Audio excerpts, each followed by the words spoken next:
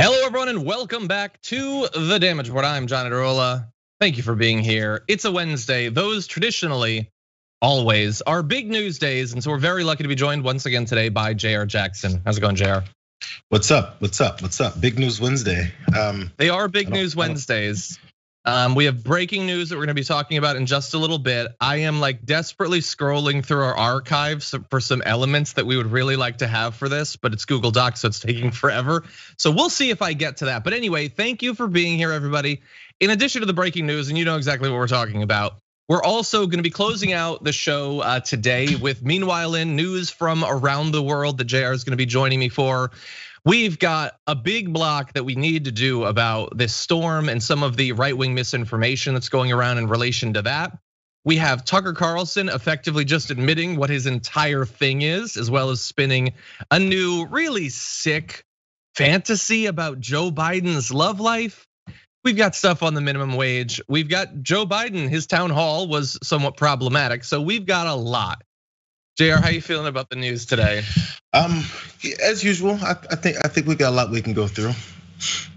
We do. I am like desperately scrolling, and I'm still like a month off. Thanks, Google Docs. The thing is, John, anyway, I understand where you're going with this and why you would like it, but everyone's heard it. I think everyone's. I know it's not necessary, but we're gonna see what we can do. Anyway, I'm mostly vamping for time, so I can keep scrolling.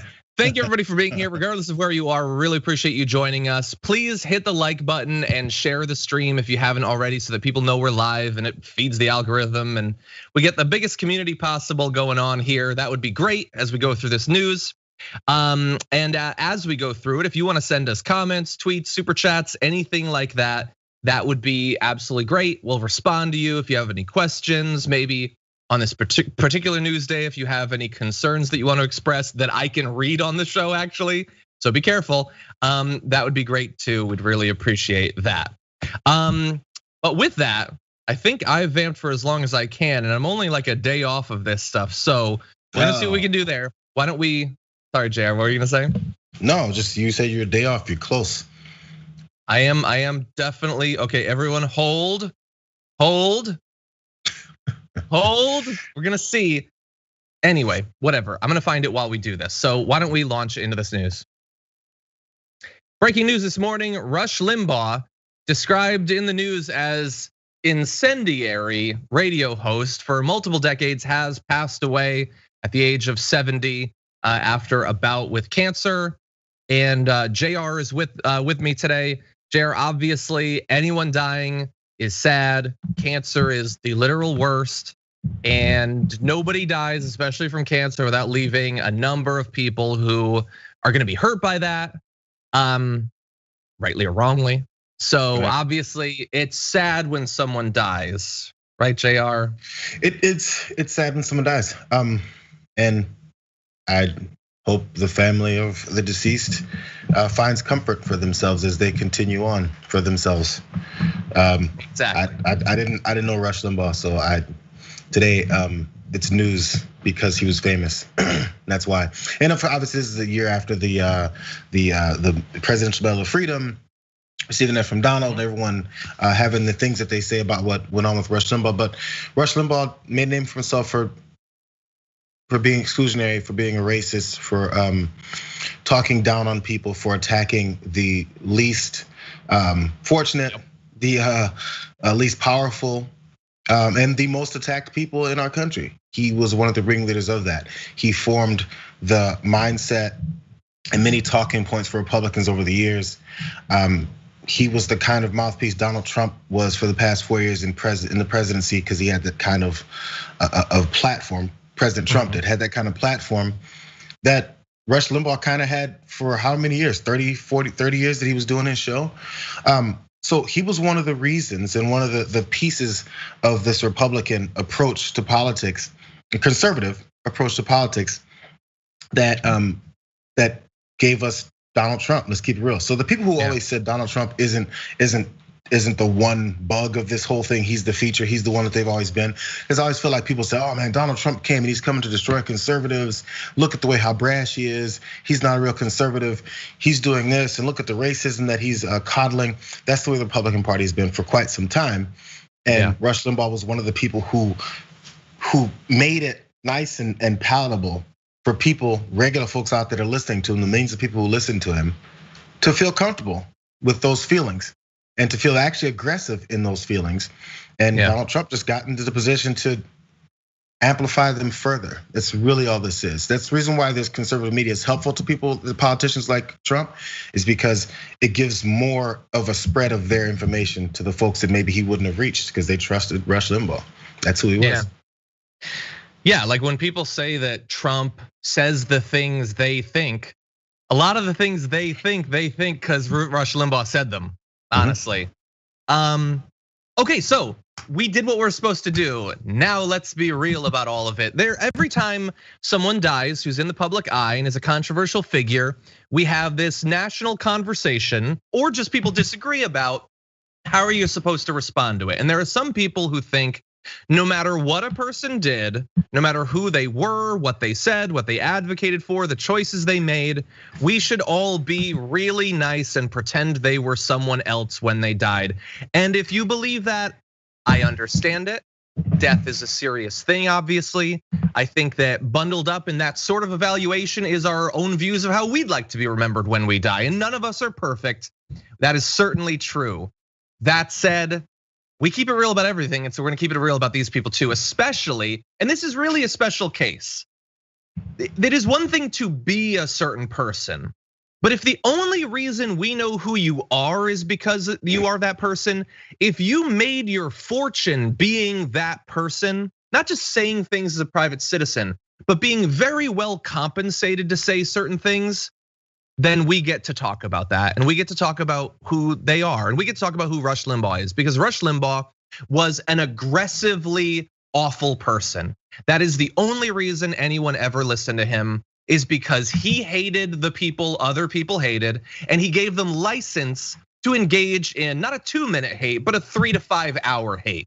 I'm gonna talk about how bad black people are, so that you can listen to it, because you'd love to be in conversations about how bad black people are, but maybe society's made that too difficult. So I'm just gonna demonize them for you.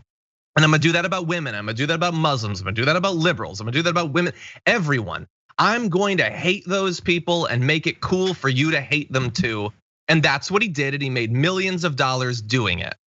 I've got more, including specifics, but Jayar, you don't feel obligated to engage in any of this, but no, that's okay, who he is. So, and sometimes the obvious nature of these types of figures has to be explained out the way that you're having to right now. So when someone is espousing hate over and over again and speaking to millions and millions of listeners, that normalizes the approach that they carry in every aspect of their life. Yes, they'll listen to 2 to 3 hours of Rush Limbaugh being a hateful radio personality, but then they go off and Miss Simpson is a teacher, and she teaches 3rd graders. And then she approaches the way that she teaches children and the things that have been coddled and galvanized by people like Rush Limbaugh. Then she goes in and she mistreats some students. We talk about all the time how teachers in their approach to students, and even from the top to the bottom, from maybe some business owner listens to Rush Limbaugh, and then his hiring practices were formed around those beliefs. Yeah, then you disenfranchise people. Maybe a doctor listened to Rush Limbaugh, and his approach to the way that he deals with his black patients was different. This thing changes the way people's mindsets are, and they're in every profession. We were surprised when we saw people at the Capitol insurrection, like, oh man, they're business owners. Man, some of them are lawyers, some of them are doctors. Oh man, they're accountants. Yes, they come from every level of professional life. All these professionals and people in all these aspects of life, there's plenty of racism people that like to build up this type of thought process behind the way that they approach every part of their life. That's why when people say, why you bring up race every time? Because race is always brought up to us. If we just want to point out how it's affecting us, and you said, how dare you keep talking about it? Well, Rush Limbaugh talked about it for decades, and he made sure that your mindset was a certain way. And that, honestly, it was a detriment to society. Let's keep it 100. Like, if there are of the bad things about American society, obviously none of all of that can be traced back to one person. But I think he has a bigger claim than the vast majority of people for why we're so tribal and small and hateful and xenophobic and completely avoidant of critical thinking or self-analysis. conspiratorial and just hateful and fearful. And it's not just that Rush Limbaugh was that way and that he gave people a show of that. He made people more like that. He made tons of people want to be like him in right-wing media. There are people just doing impersonations of Rush Limbaugh, and that's their whole career, and they still are doing it. Even though he was on radio or whatever, that's what he was. And it wasn't just he was that way 50 years ago. Personally, I think that would be bad enough. He was awful up until he died, telling people that the coronavirus was the common cold. Okay, when you use your platform to get people killed, we're not gonna be super kind to you when you die. We're not gonna pretend that it's a national tragedy. It is a tragedy on a personal level, like it is when anyone dies, including the people who probably died because they believed misinformation about the coronavirus that was given to them by people like Rush Limbaugh. And really fast, I know that Jayar thinks this is pointless, like that we would remind people of the horrible things that Rush Limbaugh said. And certainly we could just do that for months straight. But like when he was saying that Susan Fluke was a slut, that she was paid to have sex when she testified before a congressional committee, or claim that Kamala Harris is not a person of color, or that Michelle Obama needs to get over slavery, that the New Zealand mosque shooting was a false flag, that, oh God, the stuff about Matt Lauer, I don't even want to engage with that. Let's disgusting. See. In 2011, while the president of China was speaking, he said Hu Jintao was just going ching cha, ching cheng cho chow, cha chow, ching cho, chi ba ba ba. That was what he said on his show. And that is the merest smattering of the, like that was his show. You could go and for 3 hours, it would be horrible, racist, misogynistic stuff. That is who he was, that is all that he was. And thankfully, while there's a lot of people whose reputation will be rewritten, and maybe there's a little bit of that going on today, everybody's going to remember who he was because that's all he was, and he was that way for a very long time. Yeah, if I see headlines calling, talk radio icon, and honestly, it's a stain on that profession that's an icon in that business. That business sucks. That type of person can be an icon, or society sucks because that person can be an icon in a business that spreads that kind of information, those kind of sentiments to so many people. That's an icon. And by the way, he was, because that's what humans made him. Yeah. Because humans believe that same stuff he does. There's a lot of work to be done in our society because instead of us, now fighting over, was he a good guy or a bad guy? Oh man, look, he was on my side, but he wasn't on your side. The society needs to fix itself and find out why. After those 5 things that you point out that he has done and said, doesn't come with 100% disgust from people. Mm-hmm. That if you say that to someone who's a supporter of this guy, that they won't go, man, that's disgusting. I really regret ever thinking a positive thing about that guy. The same way that many of them react when you say, hey, so what do you think about David Duke? For some reason, that line for a majority of them doesn't get crossed because he's solidified as a racist icon. When honestly, Rush Limbaugh potentially has more of a racist icon background than David Duke does. David Duke wasn't as popular. If David Duke was more popular, maybe, I mean, look at Tucker Carlson. People don't really identify what he is. We try. Because he has a lot of people who view him. Donald Trump, we have to debate whether he's a racist. When they become popular enough, the horrible things that they've said and done suddenly don't seem to count anymore. And we're trying to make sure that they count. And not just about him, but in general, like I tweeted, if you want people to be nice to you when you die, make choices that lead to that. I believe in incentives, and I think that falsely pretending that people were angels when they die provides a horrible set of incentives while they live. If you want your legacy to be great, be great. If you want people to say that you are nice and kind and empathetic and all of that, maybe do those things every once in a while. That would be my advice to you. And let's keep it real. Okay, whether you believe in afterlife, God, heaven or hell, or any of that stuff, whether you're an atheist or a believer in any kind of religion, across all those lines, the deceased aren't really worried about what you're saying right now. That's also true. So, and this again, that crosses all of them. So, anything that you have to say about who Rush Limbaugh really was today, that's only affecting other folks that are listening to it, and other folks that maybe want to be him. So if our general idea of who this guy was is looked down upon because we don't want to continue to cultivate more of these type of people, we don't need to celebrate the things that he did and said. Why? Just because he was here? Yeah. There's been plenty of people here that say and do horrible things. Why aren't we honoring all of them? Yeah, that's true. Okay, there is other news. So we're gonna read just a couple of quick comments before we do that. Zane, thank you for your super chat. It's a little bit much, but thank you for your super chat. I do appreciate it. Let's see. Kenny from Philly says disproportionate number of dragon birthdays in February. Today's my turn, Dragon Daddy. Happy birthday, Kenny from Philly. Grit and Glitter Gamer Babe says, will you please tell Jayar that for my Big News Wednesday, I'm eating Swedish fish for my candy of choice. Those are great. Love Swedish fish. Those are great. Thumbs up on the Swedish fish. Now I gotta get some. Wait, but there's a difference. There's the big ones and there's the small ones. It's a different kind of feel. And then there's the flavored ones like yellow, green, and orange. Don't touch those. I don't need that. No, I don't need that. Okay, let's see. Oh my God, some of these messages are brutal. Thank you for those. But Kevin Johnson says, it's my birthday. Been watching TYT since 2008 primary and TDR since the beginning, claiming my dragon name, Wu-Tang Dragon, or just Wu Dragon. I think Wu-Tang Dragon's perfectly fine. I like it. You like Wu Dragon? Yeah, it's okay, quicker. Let's do Wu Dragon. Like it flows better. But it's up to that particular dragon. Okay.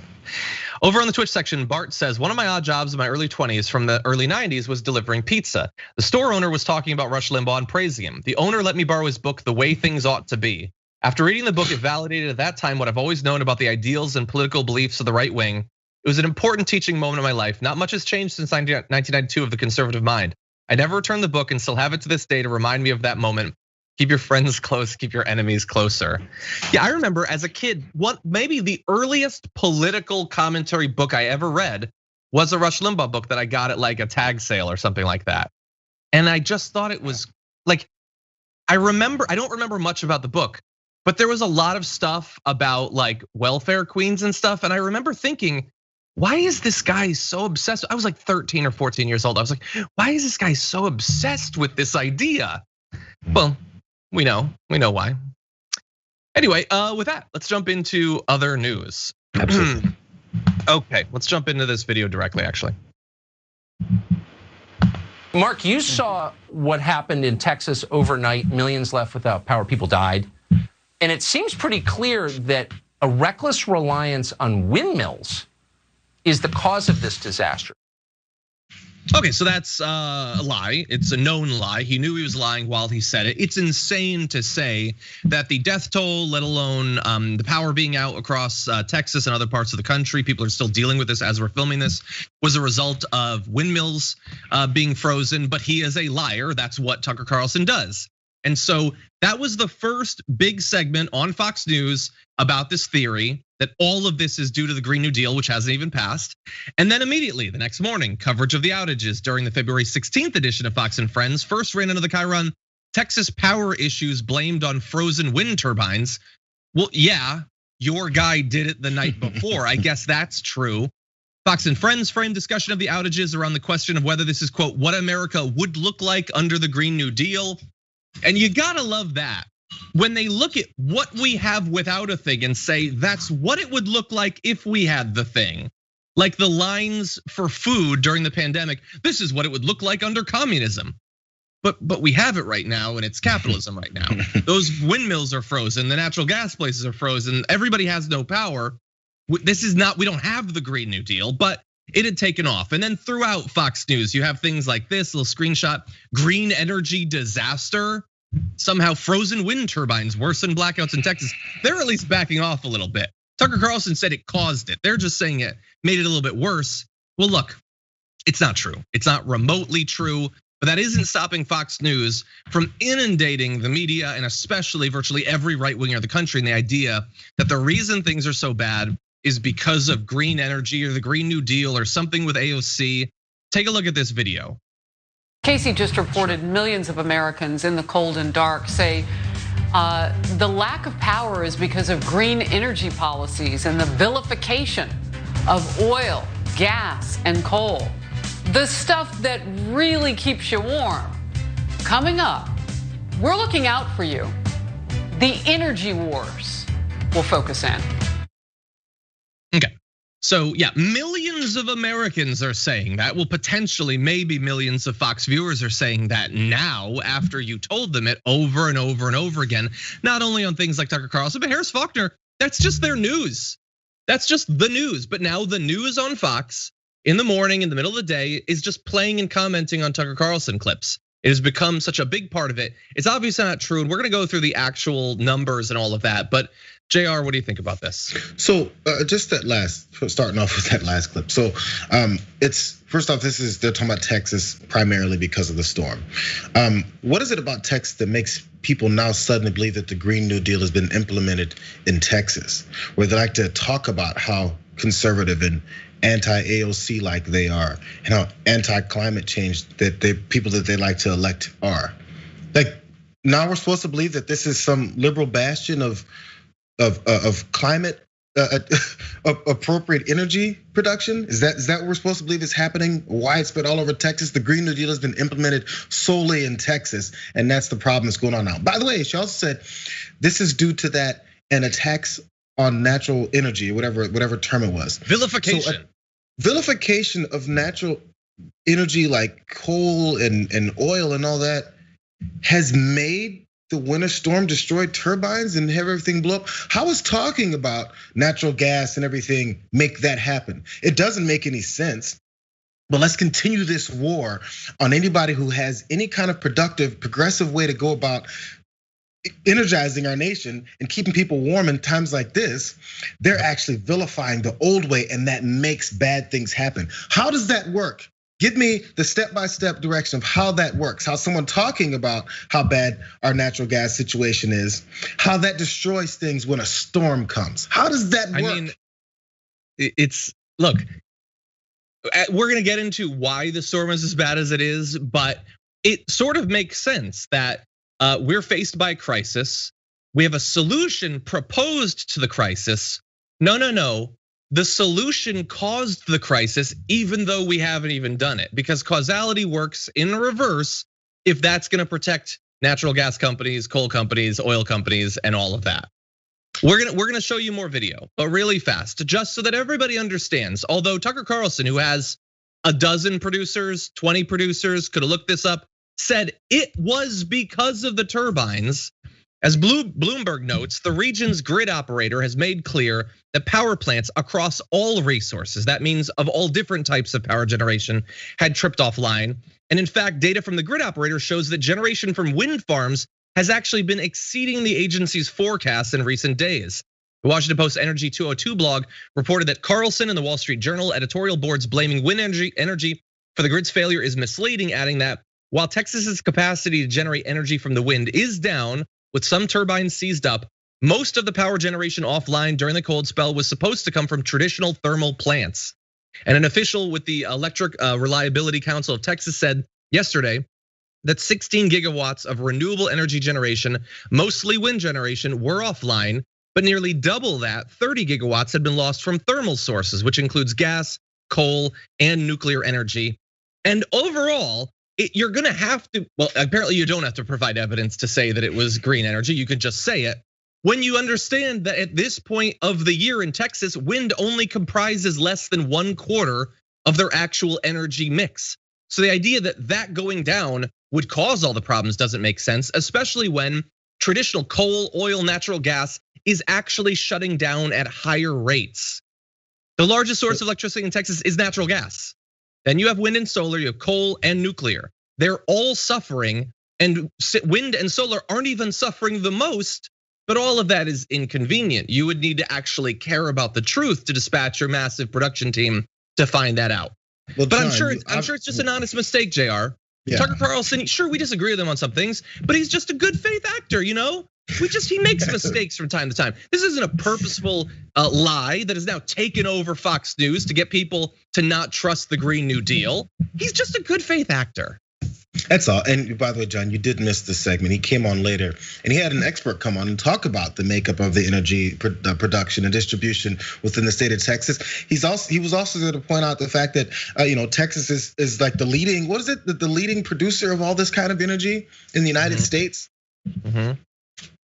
I mean, what's the first thing you think about when this is traditionally what people say about Texas and like the oil rigs and everything? There was a team called the Houston Oilers in the National Football League because Texas is known for its oil production. Whether it's true or not, that's what they're known for. So now suddenly the Green New Deal is taking over Texas. Man, how did Ted Cruz let this happen? How did Governor Abbott let this happen? These guys are failures. I thought that they weren't progressives. Apparently they've been on board with the Green New Deal this whole time. By the way, remember at the beginning you talked about these predictions about what the world will be like. The presidency under Biden, fires, riots. Green New Deal, apparently, this is what the Green New Deal would look like. But at the same time, they also point out how they have no idea how the Green New Deal would work. Again, you can play both sides of the game as much as you want, but you can only fool the people who just want to listen to what you have to say. They talk about how complicated and ridiculous the Green New Deal would be, but now they know how it works. I thought you didn't know how it would work and how it could possibly be implemented and have any kind of effectiveness. It doesn't have to work because it's already responsible for Texas, even though it hasn't been passed. It's just, it's whatever you want. Actually, you know what? Let's move on to this next video because I believe that it's actually gonna be demonstrated here. Sean Hannity picked up the lie about the frozen turbines being responsible for what's going on in Texas, and he had the governor on, and this is their interaction. Question is, if they have these rolling blackouts and you got freezing weather, I mean, and they're not reliable and it's use it or lose it, what good is it? Sean, this shows how the Green New Deal would be a deadly deal for the United States of America. Texas is blessed with multiple sources of energy, such as natural gas and oil and nuclear, as well as solar and wind. But you saw from what Trace said, and that is our wind and our solar got shut down, and they were collectively more than 10%. Okay, so again, supposedly 10% was supposed to be responsible for all of this. I love, by the way, that he was just waiting for Sean Hannity to stop talking so he could do his Green New Deal would be a deadly deal line that he was evidently very proud of. And I don't think it's particularly clever. And even he says, see, he knows the distribution of how they generate power. He knows that wind and solar aren't large enough to be responsible, even if they were failing at the rate of the others. And he's there bragging about how they get their power from a bunch of different sources, but this is just too convenient. And even in the intro, before we played that, Sean Hannity said, no, I want you to understand, I'm an all of the above type of guy. I want there to be solar and wind, but this lie is too appealing. And so I'm gonna have you on and we're gonna lie about what's actually causing this. Not just because we want to protect oil and gas companies, but also they failed in Texas. That governor failed, and people have already died in Texas as a result of that failure. And we want to distract people from that. We want them thinking about how this is Al Gore's fault and AOC's fault, maybe Nader or something, but certainly not the people actually in charge of weatherizing the generation of power in Texas. And understanding, by the way, that those things were made for a certain range of temperatures. There are wind turbines north of Texas that operate in freezing temperatures.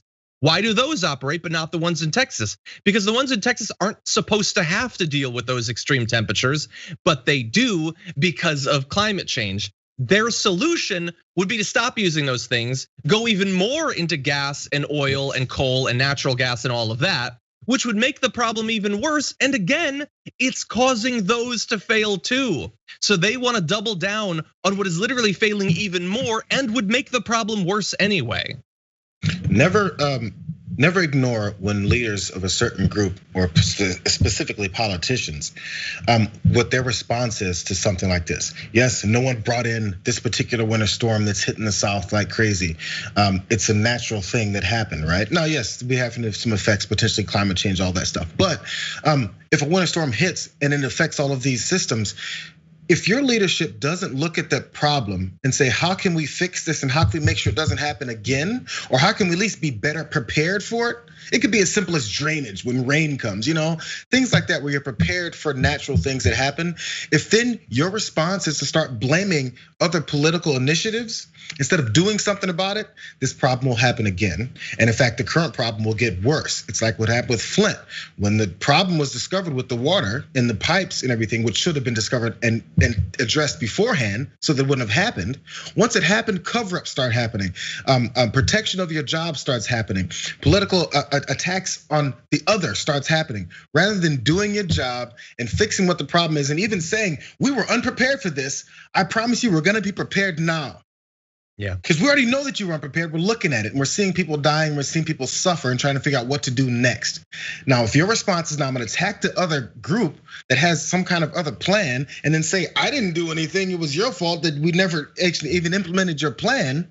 If that's your approach, pay attention because they're gonna do it every time to you. And eventually, you constituents are gonna be the scapegoats. It's your fault next, trust me. As a matter of fact, with the city of Colorado City, Texas, that mayor, he already did blame the constituents. He blamed his residents and his citizens. It's your fault. How dare you ask for help? Yeah, it's like how do people not see through this? When California is ravaged by wildfires as a result of climate change worsening them, they say that it's the damn libs' fault for making all these changes that have to do with climate change. When Texas is devastated, it's the libs' fault, even though Texas didn't make those changes. So it's either way, whatever it is, it's AOC's fault. Doesn't matter where it happens or what happens, what the failure is. If it's from doing something, it's from not doing something, it's AOC's fault. My last thought, John, sorry, last thought.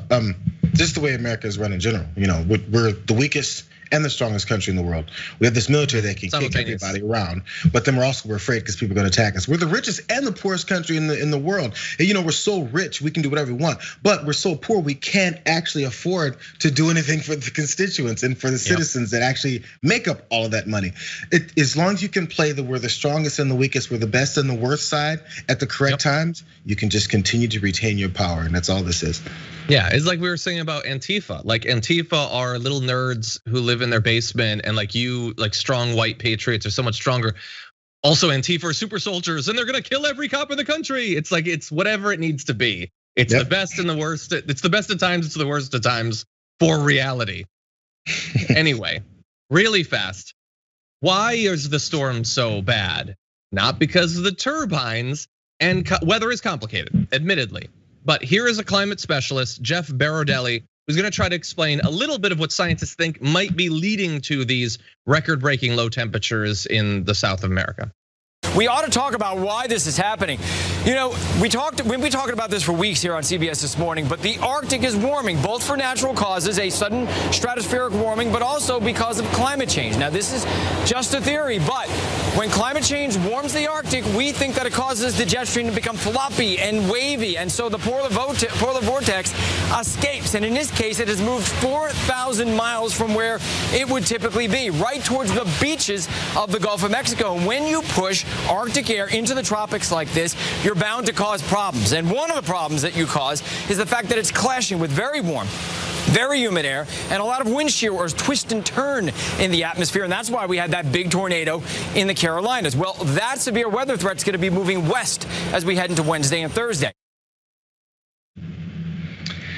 Yeah, so, and like I understand that the level that most right wingers, I'm not even talking about like the right wing media who aren't gonna engage at all about what's actually, because they don't care, they're not interested.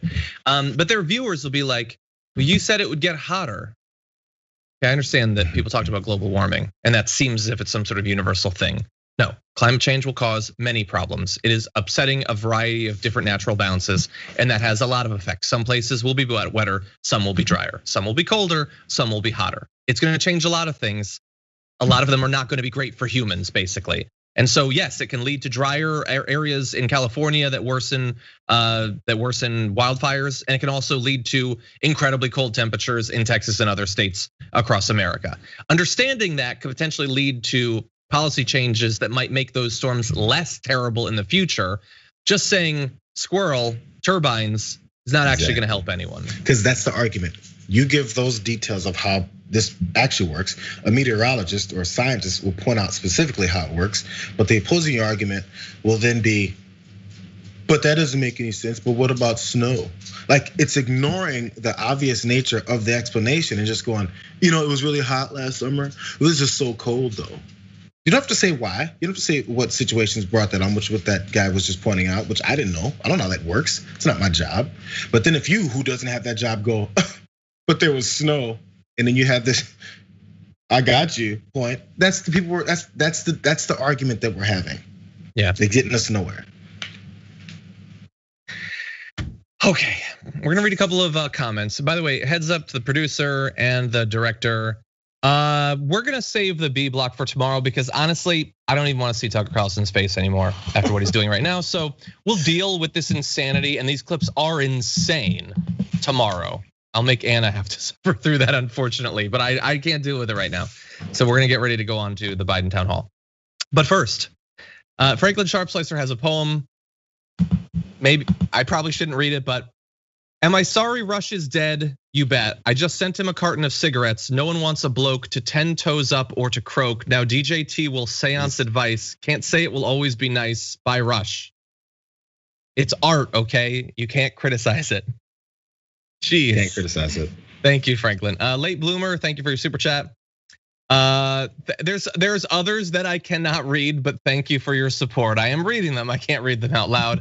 Bonnie Bailey, thank you.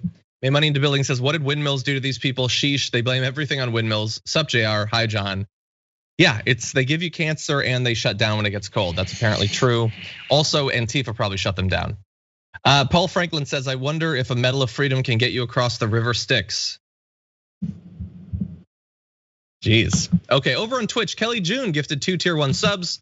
Tempo Dan gifted 2 as well. Thank you for that. Tell me what to put. Thank you for resubscribing. Melissa as well. Let's see. Tom Will says, bet individuals with solar panels are grateful with the cost of energy being $1,000 per megawatt in Texas. Those people, lots moving. Those people still have power and it's free. Yeah, I don't know exactly how that works, but hopefully that will make some people's situation a little bit worse. We've gotten comments from people that are saying that like they haven't had power or heat in a couple of days and they're terrified. People have died as a result of this. It is a terrible, terrible situation. Okay, okay. Geez, some of these comments. Chainsaw says wind turbines in Antarctica have been running nonstop for years. Texas cheaped out on the winterizing. Well, yeah, that's the problem. And it's not just, this is a demonstration of a trend that you can find in lots of different things like home insulation and things like that. We have created our environments for a certain climate environment, and we don't have that anymore in lots of parts of the country. Places that are getting hotter, places that are getting colder, the homes and businesses are not set up for that. That is not a problem specifically of the insulation. That might be part of the solution, but it's the crisis that's causing the problem. You don't blame the windows for not being double paned when things are getting way hotter. We need to think bigger than just a windmill. Anyway, with that, let's jump into other news. Man, this hour's passing by fast. What do you know? Rush Limbaugh dying took up a little bit of our attention. Just a little bit. Just a couple seconds. Last night, Joe Biden had his first town hall as president, and a number of topics came up, some of which we might return to on tomorrow's show. But first, we wanted to talk about student loan debt and loan cancellation, which Biden has been in favor of, although not to the level that many activists want. Here he is talking about that at last night's town hall. Loans are crushing my family, friends, and fellow Americans. Me too. The American dream is to succeed, but how can we fulfill that dream when debt is many people's only option for a degree? We need student loan forgiveness beyond the potential $10,000 your administration has proposed. We need at least a $50,000 minimum. What will you do to make that happen? I will not make that happen. It depends on whether or not you go to a private university or a public university.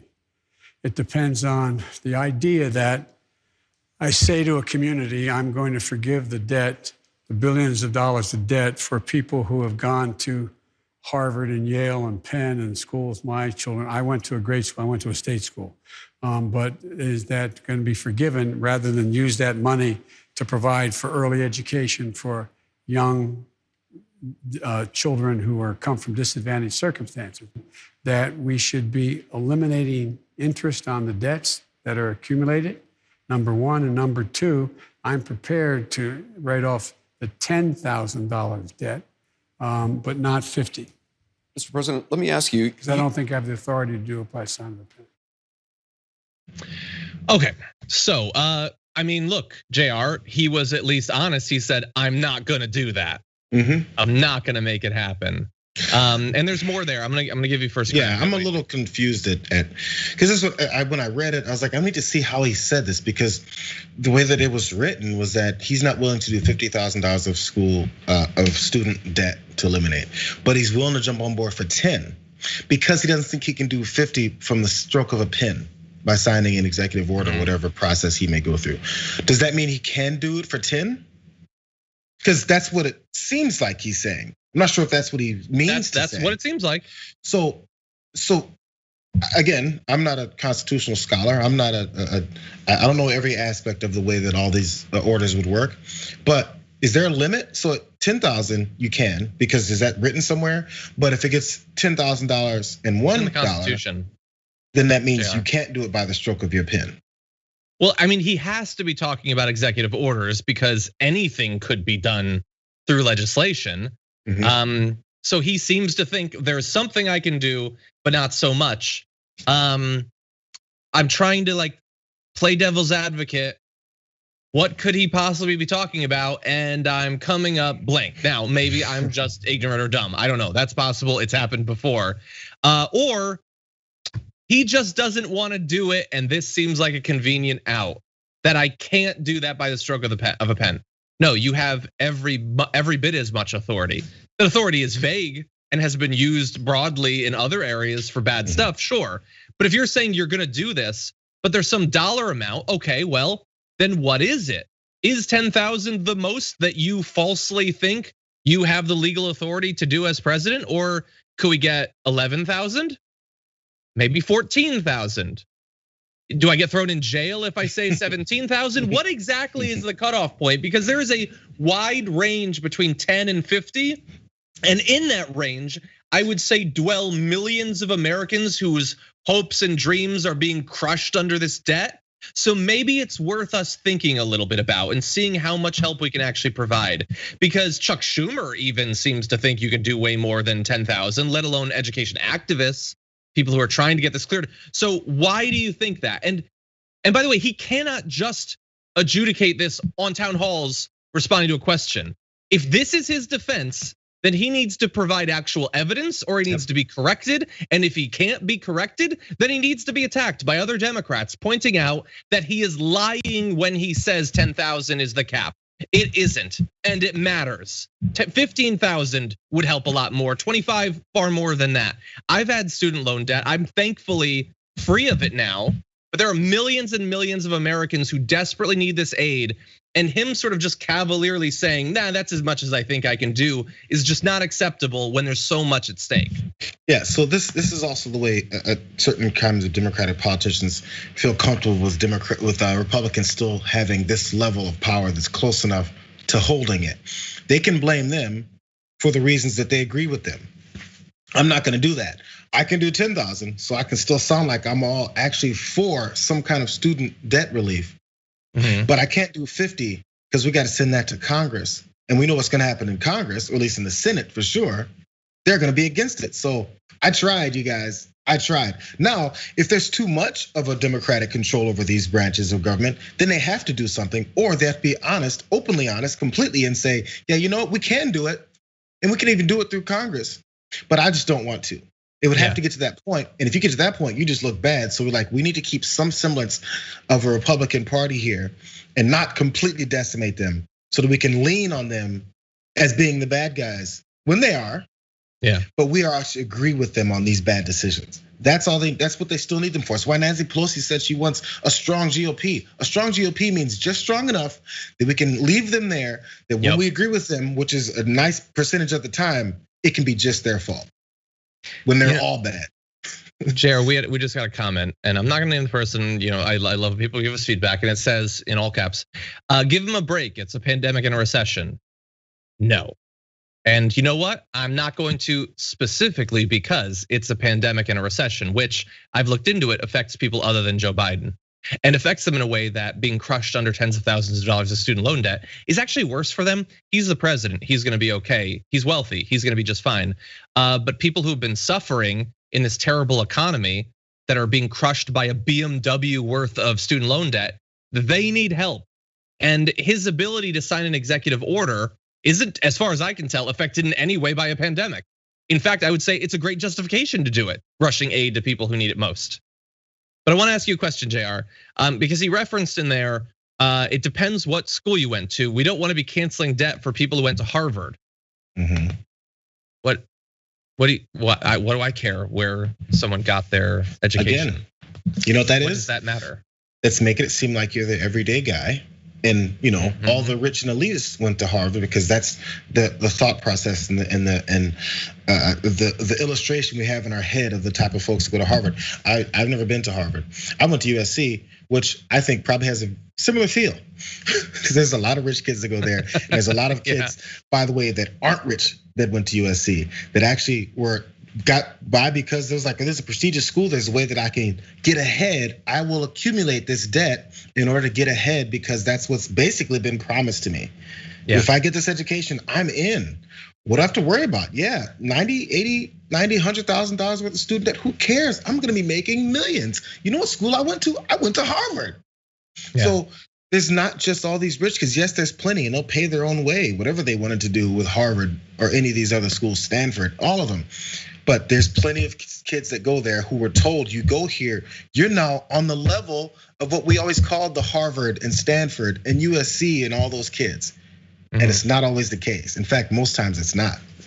Yeah, what if it's a kid who grew up poor and did really well in his tests, got a scholarship or whatever to go to Harvard? No, screw you, because you went to Harvard? That doesn't make any sense. Honestly, like fake populism is way worse than no populism. Because it produces things like this. Things like Tucker Carlson occasionally using the word ruling elites. But it doesn't mean anything. It's being used as a defense for the same old policies that benefit the rich. Or even in this case, where what we're talking about is setting up new aid. If fake populism is being used to limit that aid as much as possible, I would rather that you just be honest about the fact that you are largely in favor of the financial gains going to the wealthiest people, because you're trying to make sure that less of it goes to those who actually need it. Anyway, like this hasn't been done yet. He could have done the 10,000 on day one. He hasn't even done that. So we're having this debate about numbers, but as of right now, the number's 0. He has done 0. Now, yes, they've stopped the interest and all of that. That's good. It's a pandemic after all, but it's still waiting for people later on. And as of right now, his position is indistinguishable from Donald Trump's position on canceling student loan debt from the point of view of someone who's actually being crushed by it. And by the way, if he has an agreement with folks that think that there's some kind of a detriment on the economy, if you relieve this student debt, tell us that. If that's your belief, and then we can actually have a conversation about the realities of those situations, the economic discussions, what it'll actually do for people, what it'll do for the economy if they have that kind of money that maybe they were paying every month to student loan debt or weren't paying every month to student loan debt and going further and further into debt. And we're like, how come no one can buy any houses? Man, people's debt, they don't actually care about these things, but people are concerned this is what happens to their lives from the beginning. Yeah, it changes a lot. And by the way, if what you're actually worried about is the possibility that a rich couple's kids will get aid, that already factors into the federal student loans that they're offered anyway. That's how it works. If your family has a lot of resources, you're not gonna be offered as much loans. That's already built into the system. Using it as a justification not help out people now is either ignorant or purposefully dishonest. Anyway, let's move on to our next study, which is actually somewhat related. Another thing that in theory could be passed almost instantly, but Democrats are choosing not to. Okay, Our country is having this national conversation about the possibility of raising the minimum wage either as part of the COVID aid package or shortly thereafter. And part of it has to do with whether it can be passed via reconciliation, which seems like based on CBO analysis should be adjudicated, but for some reason isn't. But actually, why don't we talk about another benefit that would come to the government if people were to be paid a $15 minimum wage? Well, you need to understand that as of right now, when corporations like McDonald's or Walmart, for instance, pay poverty wages, workers often turn to public safety net programs to make ends meet. It's one of the ways that the government subsidizes this horrible anti-worker approach of corporate America. A new study from the UC Berkeley Labor Center finds that families of half the workers who would receive a pay increase under the proposed $15 minimum wage bill in Congress are enrolled in one or more public safety net programs at a cost of $107 billion a year. Which means that if these corporations actually paid people what they need to live so that they're not being subsidized by the government, then the government wouldn't have to subsidize it. And that means that a significant amount of money would then be saved by the federal government. We're talking about literally tens of billions of dollars.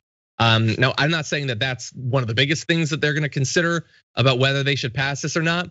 But especially if we're having some sort of conversation about whether this has an effect on the budget and thus should be able to be passed via reconciliation, I would say that tens of billions of dollars has a significant impact on the budget. Yeah, and again, with this information, this is blatant, obvious information. You can make a political argument and start telling people the opposite of the lies that they've been told for so many years. Hey, you know what, everyone? Your taxpayer dollars are going to continue to sustain this $7.25 minimum wage. You are paying to get paid minimum wage. And if you're not making minimum wage, you're paying for other people to get paid minimum wage. Do you like that? Because we definitely told them for decades, how do you like paying for people to live off the government teat? Do you want to pay for these quote welfare queens? That was pushed constantly and it still is. Let's not act like it stopped. We're paying for these people to live off of welfare. You know, they have a cell phone. You know, they actually have a refrigerator. All these arguments were made. I'm not making these types of arguments up, that we're paying for them to live off of the government. Well, now you're paying them to live off the government and sustain that low minimum wage. Does that make you happy? Do you feel good about that? That your tax dollars go to that? Because it should be said over and over and over again, because there's a study and there's reality behind the case that this is what it is. Yeah.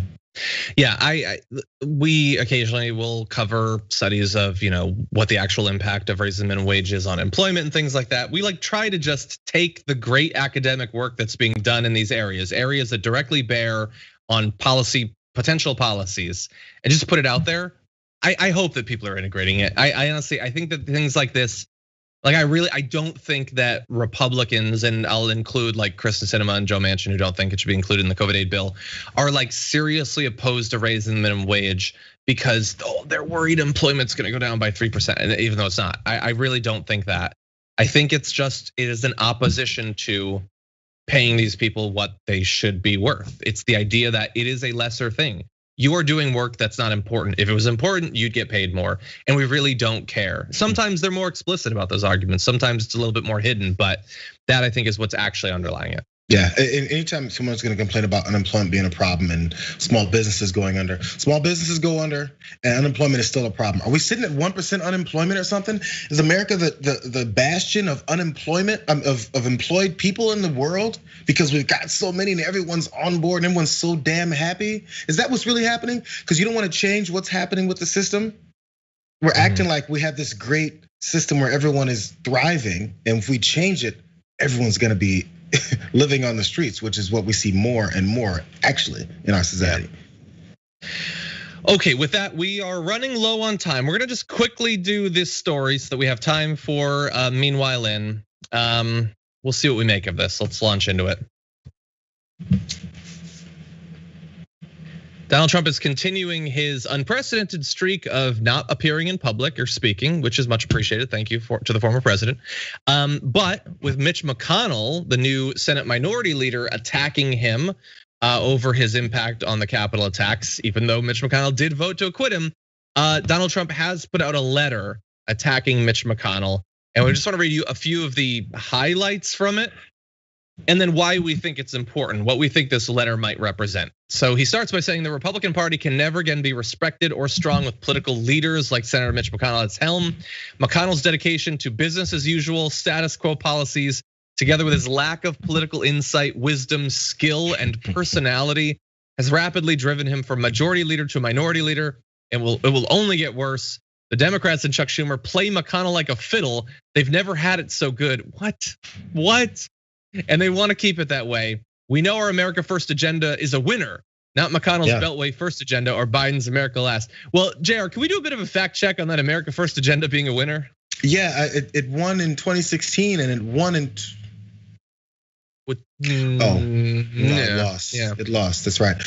The Kansas City Chiefs just released a statement after the Super Bowl loss to the Tampa Bay Buccaneers, and they said, "Hey, our strategy going into that Super Bowl was obviously a winner."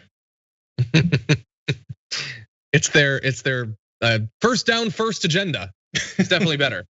And like the idea that like McConnell's being played like a fiddle.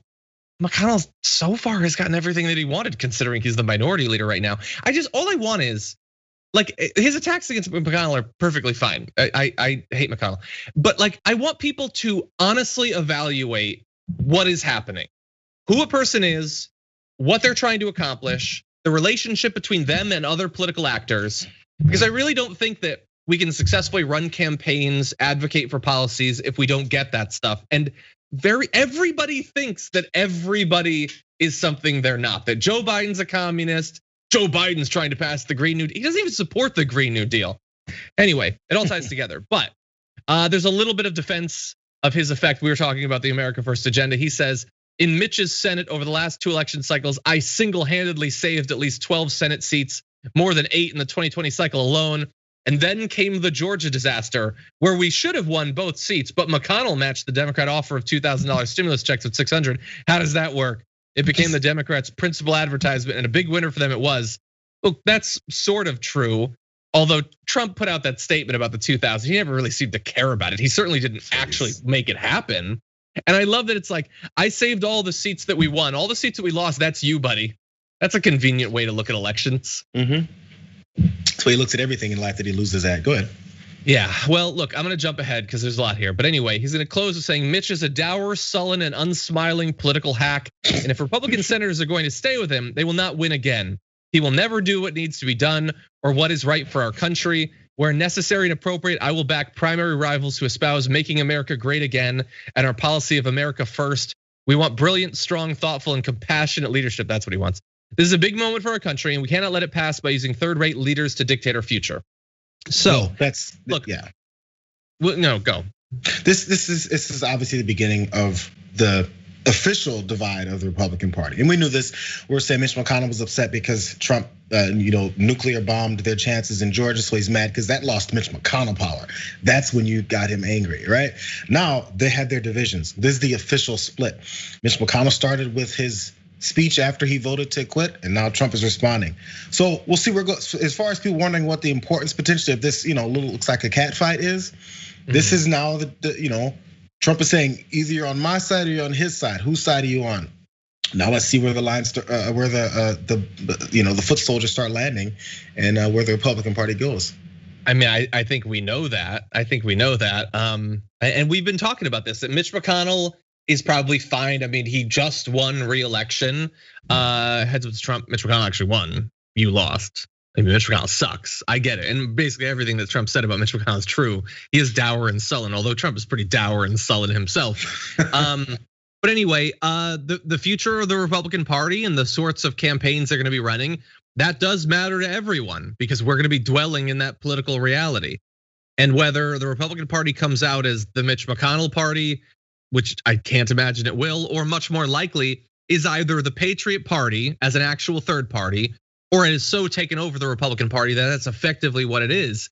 That actually matters. And we can see it in real time. The completely dispensing with reality, that's driving the misinformation about the Green New Deal right now in regards to the storm. Like this complete divorcing of policy and ideology from having any respect whatsoever for the facts. That is a big thing, and it's almost certainly going to be the principal characteristic of the future of the Republican Party.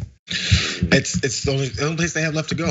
honestly, either you're for it or against it, and that's what that's what Lindsey Graham is saying, and that's what these other guys that are falling in behind Lindsey Graham are saying. We need to have a Donald Trump, and that's the only way we survive. And maybe they're right. My small last thing on this, because I thought it was awesome, and I'm glad you didn't know it. But there was apparently a person familiar with the crafting of this letter, and there was a previous draft. And I always think, what are the first drafts of Donald Trump's letters? Because he's probably standing there barking while someone writes. One person said that an early draft mocked McConnell for having multiple chins, and but Trump was convinced by advisors to take that part out. Let's keep it real. They said, quote, there was a lot of repetitive stuff and definitely something about him having too many chins but not enough smarts, is what the person was quoted to say. The line was supposed to say. Mitch McConnell's got all these chins but no smarts. Oh, I wish it had stayed. I wish it would have stayed. Again, divorced from reality and unable to see who you yourself actually are. There's so much about that one thought process that is just fabulous. I get it. And look, I know it's weird. Like some people will see this and be like, they're fighting. I hate both of them. And for me, it's just, I don't like either of them. And they both suck, and they both have had a horrible effect on America. And one of them is gonna come out on top. It's gonna be bad for us either way. I think it's very important that we understand which it's gonna be. But, the current state of their leadership. I don't care about the chins, man. This is your leader, and Lindsey Graham was saying on Sean Hannity last night, they have zero chance of retaking the House without Trump, which is such an amazing admission of how content-free their entire party is. Trump didn't even have a platform for his reelection as president. You think he's gonna be choosing primary contenders based on their stance on the economy or infrastructure or something? It's politics that has nothing to do with politics, basically. Anyway, let's read just a few more quick super chats before we launch into our final segment for the day.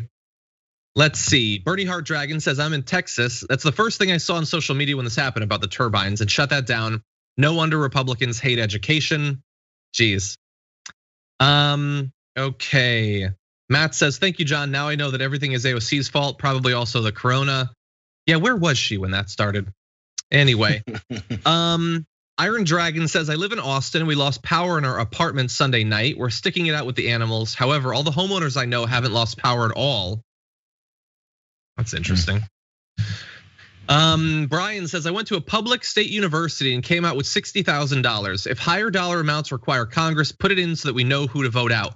Exactly, like what Biden is saying is not, I for some reason believe that I can, with the stroke of a pen, get rid of 10.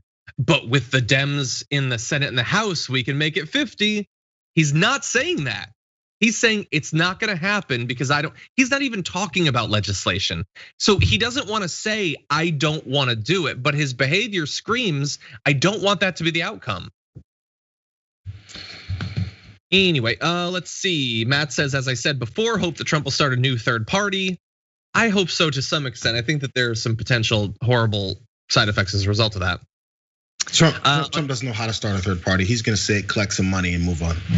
Probably, yeah. Yeah, I think he's going to go into all these areas. He's gonna say, I support X candidate. And then he's gonna run ads for the candidate and he's gonna take 90% of the money. I think that's what's gonna end up. Monique the Lionheart says, I hope we get to see Sprocket today with a Sprocket emoji. I hope that every day. Sprocket came out here earlier. What? You need to zoom out. Gwenny subscribed for the 3rd month. Thank you for that. Red Light Dragon for the 6th. Says, thank you, John and Jayar. Cigar and TYT, the new ritual. To each their own. Some people do TYT and Swedish fish. Dragon Mother of Felines, thank you for resubscribing. Let's see. The Grumby says forgiving the debt would free up money to flow into the economy. It was predatory practices that led to that debt. Exactly. We were talking about that with Dave Ramsey on Fox thing. Like, obviously, if you're paying $500, $1,000, $1,500 on student loan debt, mostly just to pay down the interest a little bit, or maybe to keep even, that would go into other things that are gonna be much better for the economy. Anyway, with that, JR, are you ready to do this thing? I suppose. Okay, no, this is important. Okay, we're gonna need more enthusiasm for that. JR, are you ready to do this thing? Well, you gotta shoot me like a t-shirt like I'm at a game for me to get excited. I can almost reach a Bernie t-shirt. Anyway, let's do this. I don't know if we do a sidebar. Do we do a sidebar for this? I don't remember for the intro. I'm just gonna do it. And now it's time for news from around the world. And meanwhile in.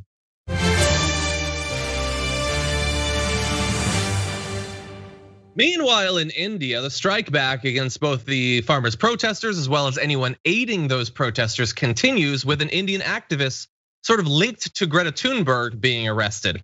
Delhi police confirmed the arrest of Disha Ravi, who's in her early 20s, in a tweet on Sunday that accused her of being a, quote, key conspirator in the document's formulation and dissemination. So this document is like sort of a toolkit for activism around these issues. It's unsigned, publicly available, provides a list of ways that supporters can help the ongoing protesters. But she apparently, key conspirator, according to Delhi police. The Joint Commissioner of the police said the main aim of the toolkit was to create misinformation and disaffection against the lawfully elected government. That is an amazing sentence. Anyway, Ms. Ravi is also one of the founders of the local wing of Fridays for Future, a global movement begun by climate change activist Greta Thunberg. This toolkit was tweeted out by Swedish climate activist Greta Thunberg.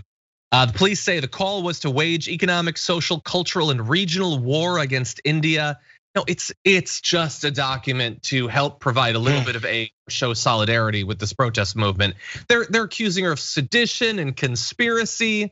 Insane. Now there are people defending Ravi. The chief minister of Delhi said that her arrest is an unprecedented attack on democracy. Supporting our farmers is not a crime.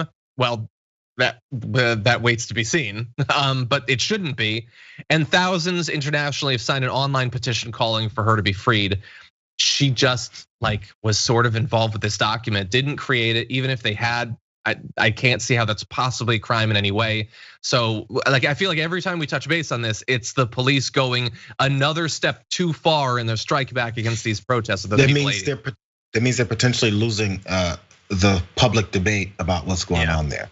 Anytime someone who's spreading something that is widely already easily available to anyone else, it means that she's reaching folks. I'm not sure to what degree, but enough apparently to them become the reason why, and then the main head behind this whole thing. And obviously she didn't create it. And even if she did, I'm not sure if that's an illegal act, but I doubt it. Yeah, we're gonna see. I mean, imagine this activist has got to be terrified about what's going to happen. But thankfully there is support being shown. I hope that with the international focus on this case as it goes forward, hopefully that will provide some help. Maybe the government will be a little bit more hesitant, in what they do in regard to this if they know that everyone is watching.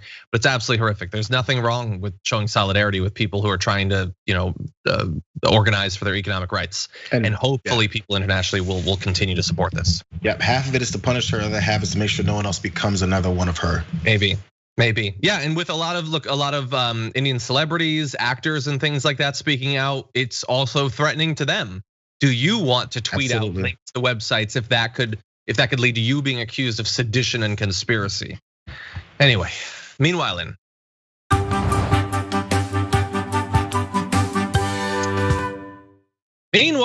Afghanistan, at least 30 Taliban militants who had gathered inside a mosque to learn how to make bombs and IEDs are dead after a bomb went off during the class, according to an Afghan news agency. The death toll includes 6 foreign nationals who were expert mine makers, but their bodies could not be identified because the blast was so strong. The explosion comes during increasingly deadly Taliban violence in Afghanistan, including a Taliban IED that was responsible for killing 2 children.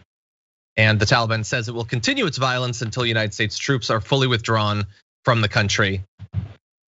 I don't have a lot specifically to say about that, but that's crazy. And that sounds like the sort of thing that happens when you gather a whole bunch of people to make a bunch of IEDs. Bad stuff happens as a result of that. Yeah, it's another aspect of how I wonder how often this happens. First of all, I'm sure it's not completely rare when you're trying to put together loads of IEDs. I would think that this is probably a side effect of this kind of battle war confrontation for ideology. But you don't want to be the one to have to see something like that. Exactly. But I mean, it's not going to end anything. Where does the source of these problems have to be figured out before anything else happens? So seeing this and being like, yeah, it's over. No, definitely where that came from. Exactly, unfortunately. And it's sort of just a reminder like this. This whole story, so it's February 17th, 2021. We've been there for 2 decades and we're still generating stories like this, where either those militants blow themselves up or they had taken the mines and the bombs that they created there and they would have killed countless people, some soldiers, some civilians, kids as well. That is a continued thing that we have in large part as a country created and sustained for more than 2 decades. People in that room died who are younger than the conflict they're dying in. Ugh. Anyway, meanwhile,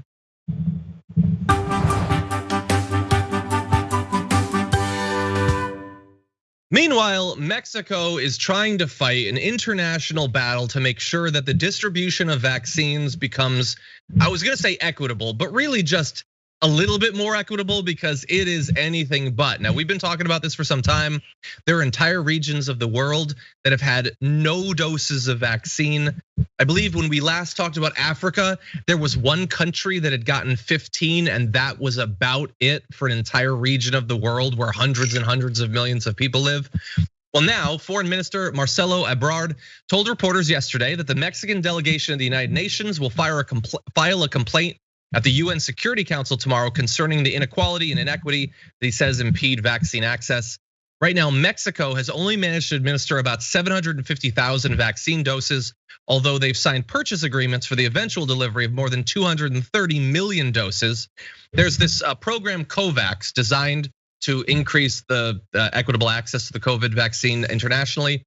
They haven't begun distributing things, although they do plan, they announced plans earlier this month to distribute more than 35 million doses of vaccine across the region by the end of the second quarter, which still at that point, an entire region of the world would be way lagging behind countries like the UK, Israel, the US, other parts of Europe as well. So look, if this starts an international conversation about this, I get that people are feeling very insular and xenophobic. They feel like if they can get access to it, that's what's important. But there are a lot of people suffering in a lot of different parts of the world. And simply because the US has more money does not necessarily mean that they should get access to basically every dose in this hemisphere before anything goes south of the southern US border. Sounds like the way we've always done things, honestly. It's why you tout the money and the power and the influence that we'd have, is because how much have we thought about other countries, especially other countries that aren't like direct, what we see as direct allies, like, we get reports about, what's happening in Italy? There's an outbreak in London. Oh my God, look what's happening in France. Look what's happening in Spain, things like that. And so that will coincide with the way that we approach even getting beyond it, potentially something with this vaccine helping out. Why would we concern ourselves with these countries we haven't concerned ourselves with before? What is it they're going through? I don't know, it doesn't affect me. Let's put a travel ban on them or something so they can stay away from us. And then when we see destruction and devastation in other countries, then what we say is, man, look what's going on over there. They should get their act together. Yeah, totally. And by the way, it should be obvious, but we're not safe until we're all safe. International trade still relies on not having pandemics spreading, in all across the world. And not to mention the fact that if you leave entire regions of the world to wait 3 months, 6 months, a year, 2 years to get the vaccines, that is a breeding ground, not just for more COVID, as bad as that would be, but to spring forth the sorts of variants that have come internationally into the US recently that our vaccines won't necessarily protect against, or not at the same level that they protect against the original kind of COVID-19. So that should also be a consideration, that the faster we can get everyone vaccinated, the less of a breeding ground we have for dangerous, more transmissible variants of COVID to continue to flow around the world and inevitably into the US as well. There's only certain number of things that moats and walls can block you from, and this is one of those things that it can't. Exactly. Well, Jayar, thank you as always for joining us for a truly big news Wednesday. Appreciate your contribution today. Well, thank you. I appreciate that this all went down on a Wednesday. Give me the opportunity to do such a thing. Exactly. Thank you. We'll talk to you soon. Cease. And everybody at home, thank you so much for watching. Want to let you know that I'm going to be joining Anna Kasparian on the first hour of the Young Turks later on today. So definitely stay tuned for that on YouTube, the app, Twitch, and everything. Look forward to seeing you then. And until then, stay safe out there. Stay sane out there. I'll see you soon.